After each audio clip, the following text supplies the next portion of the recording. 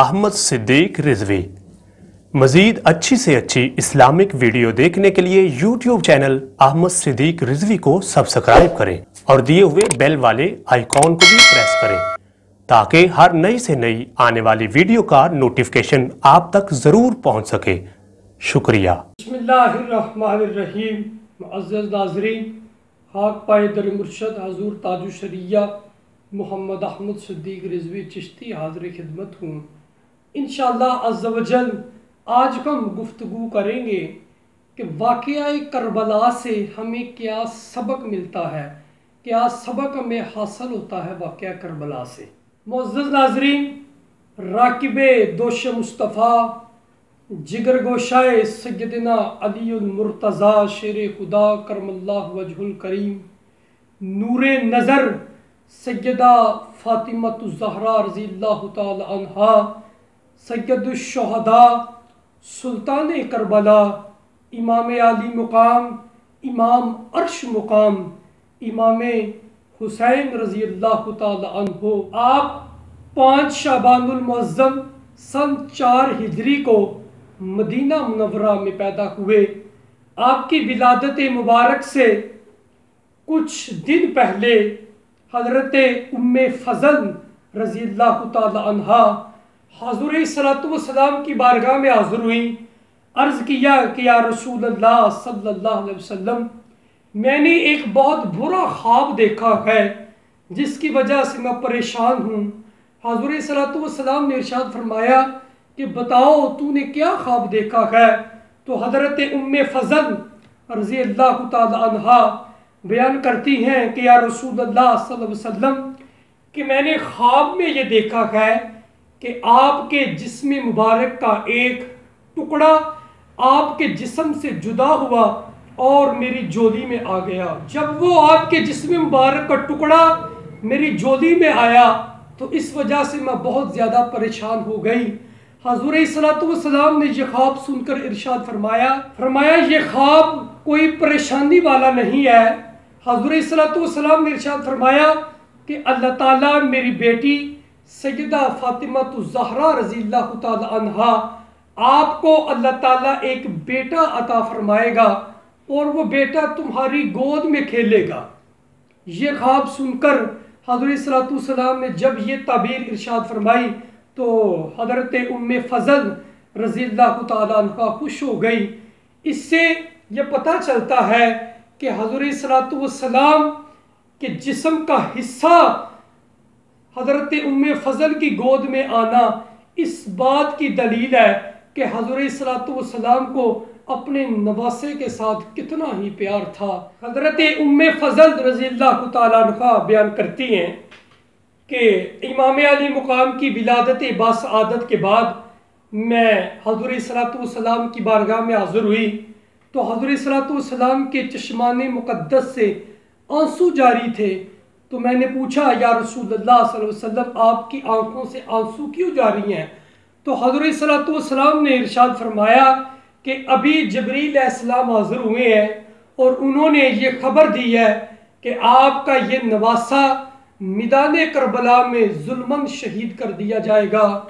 اور جبریل علیہ السلام میدان کربلا سے ایک شیشی میں مٹی لے کر آئے ہیں اور فرمایا کہ جب یہ مٹی سرخ ہو جائے گی تو سمجھ لینا کہ کربلا میں آپ کا نواسہ شہید ہو چکا ہے۔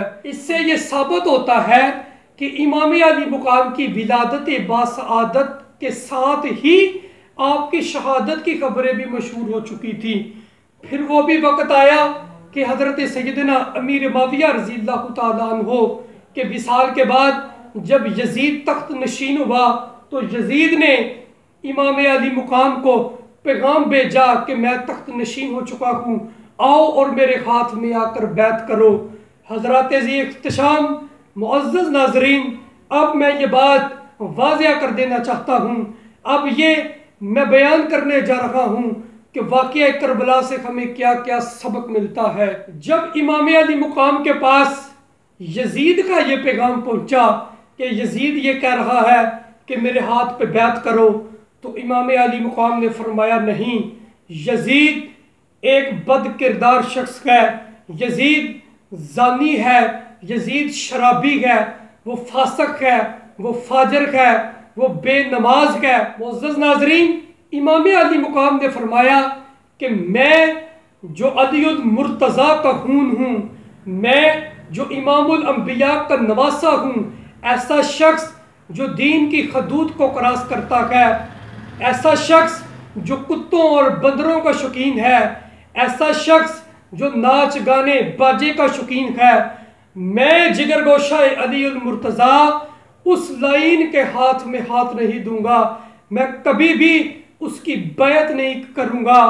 معزز ناظرین، اس موقف پر امام علی مقام نے استقامت اختیار کی۔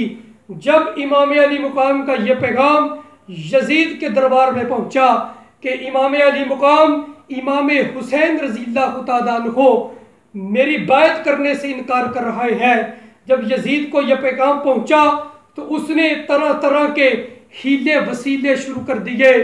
مختصراً عرض کر رہا ہوں معزز ناظرین، پھر وہ بھی وقت آیا کہ امام علی مقام خانہ کعبہ سے مدینہ منورہ آئے۔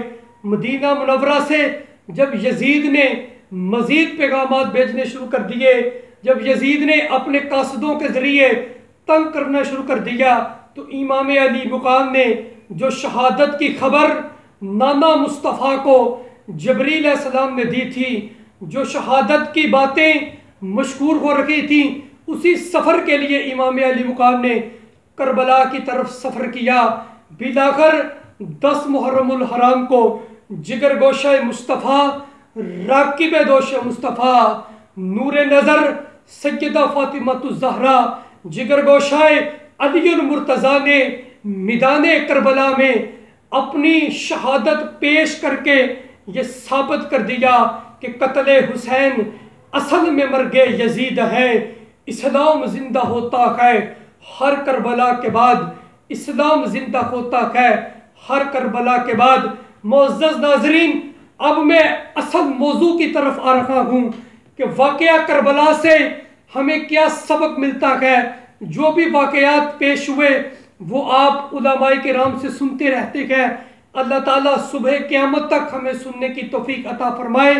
مگر میں ایک اہم ترین پوائنٹ کی طرف آپ کو لے کے جا رہا ہوں کہ واقعہ کربلا سے ہمیں سبق کیا حاصل ہوتا ہے، واقعہ کربلا سے ہمیں کیا سبق ملتا ہے، کیا سبق ہمیں ملتا ہے جس پر عمل کرنا حسینیت ہے، جس پر کاربند رہنا حسینیت ہے۔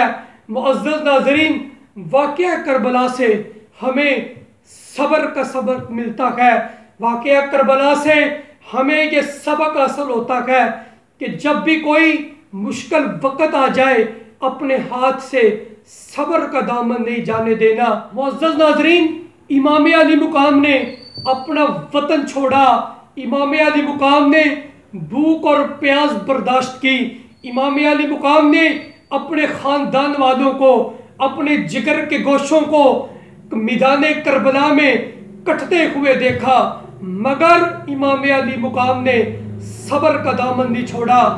مشکل وقت میں صبر کے دامن کو تھامے رکھنا۔ معزز ناظرین، امام علی مقام نے بھوک پیاس ظلم و ستم سب کچھ برداشت کیا مگر صبر کا دامن نہیں چھوڑا۔ یہی ہمیں کربلا سے سبق ملتا ہے کہ مشکل وقت میں صبر کے دامن کو تھامے رکھنا یہی حسینیت ہے، یہی ہمیں کربلا سے سبق ملتا ہے۔ معزز ناظرین، واقعہ کربلا سے ہمیں ایک اور عظیم سبق ملتا ہے، وہ سبق استقامت کا سبق ہے، وہ سبق ثابت قدم رہنے کا سبق ہے۔ امام علی مقام نے میدان کربلا میں، امام علی مقام نے ظلمت کی اس رات میں ثابت قدم رہ کے یہ ثابت کر دیا ڈٹ جانے کا نام حسینیت ہے، صبر کا دامن اور استقامت کا دامن تھامے رکھنے کا نام حسینیت ہے۔ معزز ناظرین، امام علی مقام نے اپنے خاندان والوں، اپنے بھتیجوں کی لاشوں کو، میتوں کو کندھوں پر اٹھایا، لے کر خیموں تک آتے رہے، مگر امام علی مقام نے استقامت کے ساتھ، مضبوطی کے ساتھ اپنے آپ کو قائم اور دائم رکھا۔ کربلا سے ہمیں یہ استقامت کا سبق بھی ملتا ہے کہ جب کوئی مشکل وقت آ جائے تو استقامت کو اختیار کرنا یہی حسینیت کا، یہی امام علی مقام کا مشن تھا۔ معزز ناظرین، واقعہ کربلا سے جو ہمیں سبق ملتے ہیں ان میں اہم ترین سبق یہ بھی ہے، نماز کا سبق ہے کہ امام علی مقام نے حالت جنگ میں تیروں کے سائے تلے میدان جنگ میں بھی امام علی مقام نے نماز کو نہیں چھوڑا، اپنی نماز کو قضا نہیں ہونے دیا۔ معزز ناظرین، علماء یہ لکھتے ہیں کہ اگر امام علی مقام میدان کربلا میں نماز کے لیے اپنی سواری سے اتر کر زمین پر تشریف نہ لاتے، اگر امام علی مقام سر سجدے میں نہ رکھتے تو پتہ نہیں کئی سالوں تک کربلا کی جنگ چلتی رہتی۔ مگر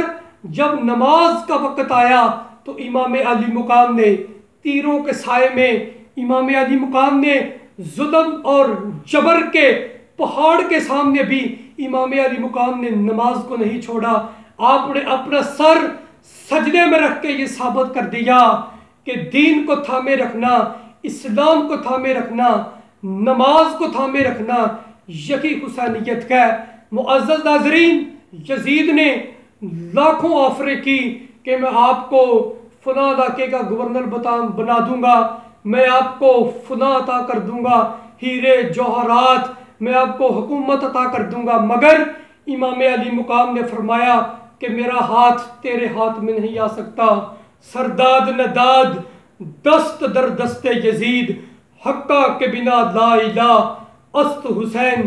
امام علی مقام نے میدان کربلا میں اسلام حق کے ساتھ کھڑے ہو کے یہ ثابت کر دیا کہ حق کے ساتھ کھڑے ہونا ہی حسینیت ہے، حق پر ثابت قدم رہنا یہی حسینیت ہے۔ معزز ناظرین، میدان کربلا سے ہمیں یہ پیغام مل رہا ہے، معزز ناظرین، واقعہ کربلا سے ہمیں یہ سبق حاصل ہو رہا ہے کہ جب بھی اسلام پر مشکل وقت آئے تو اپنے آستانے کو چھوڑ کر، اپنے حجرے کو چھوڑ کر میدان میں آ جانا یہی حسینیت ہے۔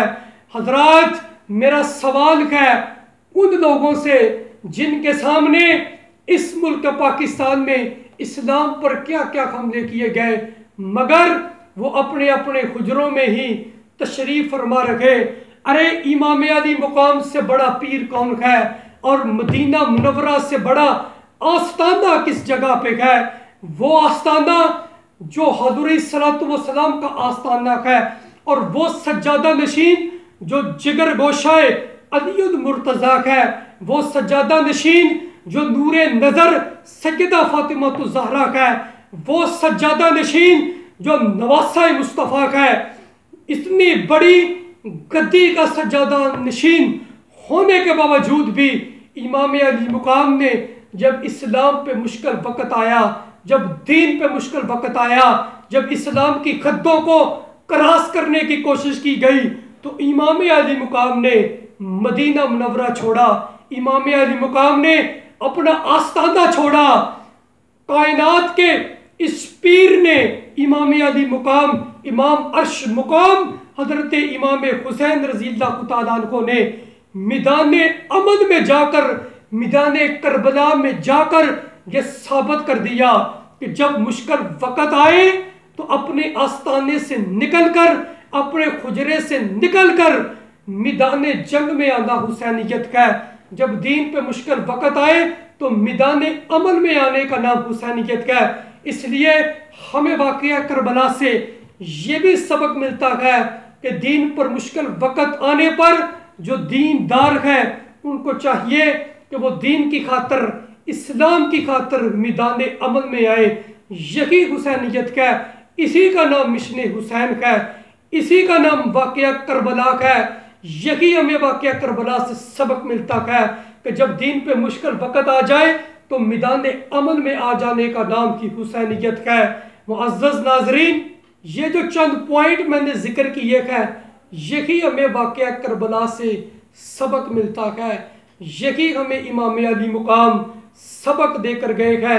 امام علی مقام نے اپنی شہادت کے بعد جب آپ کا سر نیزے پر تھا تو آپ کے لب مبارک پر، آپ کی زبان مبارک پر قرآن کی آیات تھیں۔ ان سے یہ ثابت ہوتا ہے کہ جو کچھ بھی ہو جائے اسلام کا دامن نہ چھوڑا جائے، قرآن کا دامن نہ چھوڑا جائے۔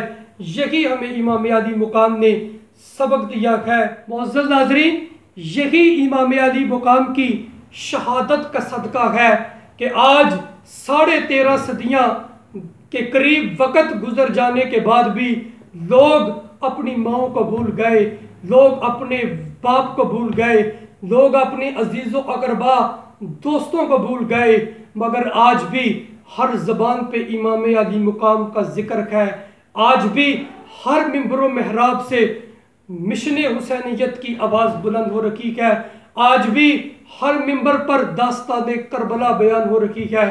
کیوں کہ جس نے حق کربلا میں ادا کر دیا، جس نے حق کربلا میں ادا کر دیا، اپنے نانا کا وعدہ وفا کر دیا، اپنے نانا کا وعدہ وفا کر دیا، گر کا گر سب کچھ سپرد خدا کر دیا۔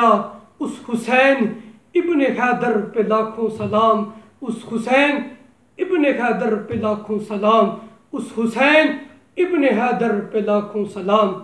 تاریخ یہ بات لکھتی رہے گی کہ امام علی مقام نے کربلا کے میدان میں وہ داستان رقم کی ہے۔ امام علی مقام نے میدان کربلا میں امت مصطفیٰ کو وہ سبق دیا ہے، جو سبق استقامت کا سبق ہے، جو سبق دین کے ساتھ کھڑے ہونے کا سبق ہے، جو سبق صبر کا سبق ہے۔